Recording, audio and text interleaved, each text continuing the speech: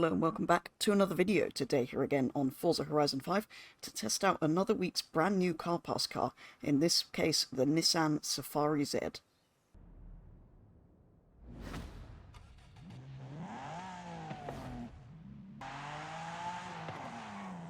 So, as the Nissan 370Z is essentially a rally car, this one, I thought why not take it to one of the custom rally stages I made a while ago, rather than the usual road test route that I use. This being the La Selva rally that I made a while ago, starting at the airfield and working its way through the La Selva area of the Horizon 5 map.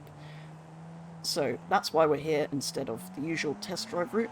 And yeah, let's talk a bit more about the Nissan 370 Safari Z, which actually in reality, although it is sort of a rally car, hasn't actually entered any rallies yet. But unlike most tributes, this is a tribute to the 240Z classic rally car, of course. It is actually built to a spec that would theoretically allow it to compete in rallies. So it would be quite interesting to see this thing rallying. It's not bad on power. It's got 345 horsepower, 375 newton meters of torque, and weighs 1,424 kilos, which in Forza puts it at A-Class 720 starting PI, which is up slightly from the standard 370Z's 688, putting that one in B-Class. That only has 332 horsepower and weighs a bit more, 1,482 kilos. But yeah, this obviously designed for rallying, although having said that, on this stage, on the dirt, I did find it spun the rear wheels quite a lot more than I was expecting. It is of course still rear wheel drive, this car, when turning, but also even worse under acceleration, particularly out of some of the hairpins. It was really spinning the rear wheels up. You got the suspension bouncing, that's brilliant. But yeah, it was really spinning the rears up, especially out of some of those sharp corners, which was slightly disappointing. I was kind of hoping it would grip a little bit more than that, given it is supposed to be a rally car, even though it's not being used for that. It was, however, quite fun sliding it around and trying to get the power down out of the corners. Just didn't feel like it was making terribly fast time. But yeah, it was fun sliding it about, pulling the handbrake around some of these sharper corners. And yeah, it was a lot of fun coming out here onto the rally stage. Haven't driven out here on the dirt for a little while. I don't tend to do much of that on Horizon 5. So made a nice change from the usual tarmac test route that I take a lot of the new cars on. So yeah, a lot of fun to do this, go back to a slightly different style of driving that I haven't done for a while. And I did enjoy driving the Nissan, although, as I said, I'm not sure it was actually terribly fast out here on the dirt. So again, rather than taking it to the festival for a lap time, after I've fitted some upgrades, I tried another of my custom rally stages, this being Special Stage 1, the first rally stage I ever built here on Horizon 5. But yeah, a trip to the upgrade shop was rather interesting. I found that there were 8 engine swaps available, an inline 4, 2 inline 6s, a V6 and 3 different V8s, as well as a 4.8 litre V10 for some reason, which I will go back and fit in a minute, just because why not if it's available. There is a usual all-wheel drive swap option, which I've actually gone for this time. I've left the engine stock for this first build, but I've gone for the all-wheel drive as it's kind of a rally type car, and spinning up the rear wheels was a little bit of a downfall of it before, so all-wheel drive to try and give it a little bit more traction. It did feel incredibly fast though. There's a twin turbo and 2 different supercharger options, neither of which I actually fitted. The usual kind of tyres, I've actually equipped it with off-road race. It had the sort of usual rally style tyres as standard, but not full-on off-road race, which it's now got on, as it's going off-road. It already has a race transmission from standard, but I've also added things it doesn't have standard, some race brakes, and some more weight reduction. The only option available is race weight reduction as an upgrade on this, so put that on, and also did a few upgrades to the standard engine. Didn't go for a swap in this one, meaning it has a total of 473 horsepower and now weighs only 1,326 kilos. So yeah, it was a bit terrifying actually. This was supposed to be a sensible first build to the top of A-Class, which is where it's sitting with those upgrades, but it was just ridiculously fast accelerating. I have a feeling this is going to be a very quick dirt slash cross-country car, if built correctly, because even with my quick set of upgrades, which I haven't even tuned, it was pretty terrifyingly quick, actually.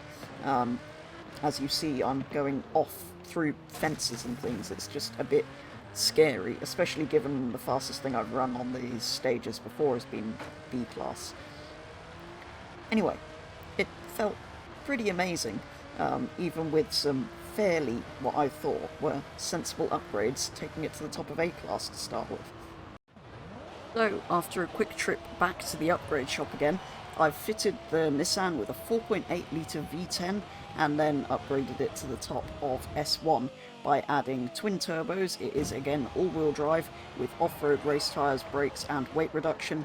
Engine fully upgraded with these parts, did get it slightly over that to S2904, so I then took a couple of engine parts back off again, bringing it to the top of S1, meaning it now has 1,186 horsepower and weighs 1,378 kilos, because that engine is quite heavy, so that's why it's slightly up on weight from the previous build. And I've brought it to one of my favourite dirt circuits, the Horizon Baja, even though this is kind of closer to being a cross-country circuit because of the jumps and stuff, even though it is technically still on the track, I suppose. But kind of decided to bring it here rather than to one of my rally stages, because they are rather narrow. Even with this built to A-Class, they're a bit too tight and technical for a car this fast, but now that it's S1, that's going to be even more true. So yeah, this seemed like a nice place to give it a go. This thing was absolutely mad. I mean, it sounds ridiculous with a V10 engine in a Nissan anyway, but yeah, it is ridiculously fast. Felt reasonably good, actually. Not that I'm very familiar generally with S1, so I'm not sure whether it's good in relation to anything else or not, or whether it just felt quite nice to drive around here. It actually felt easier to drive, surprisingly, than it did in A-Class, but yeah. This car's been a lot of fun. Stock, yeah, it spun up its wheels a lot and wasn't all that powerful. A-Class felt a bit out of control, but very quick for where it was in terms of PI. And S1 was just, well, a bit of fun, really. I didn't expect it to necessarily be good. And like I say, I'm still not really sure because I don't do S1 all that often. But yeah, it has been a fun car.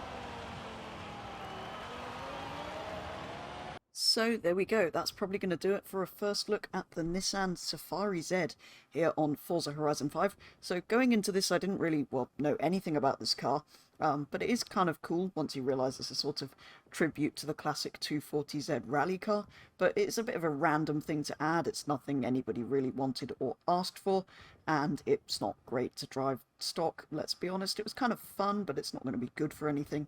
Having said that, in A and S1 it was surprisingly good, and overall I have really enjoyed driving this thing. It just felt like a bit of a random choice to add, but yeah, I have enjoyed it. It's not a bad one, so if, like me, you've kind of seen this and gone, well, what's that? I don't really want to drive it, do go and give it a go, because it is kind of interesting, and if you give it some upgrades in A and S1, it did feel pretty good.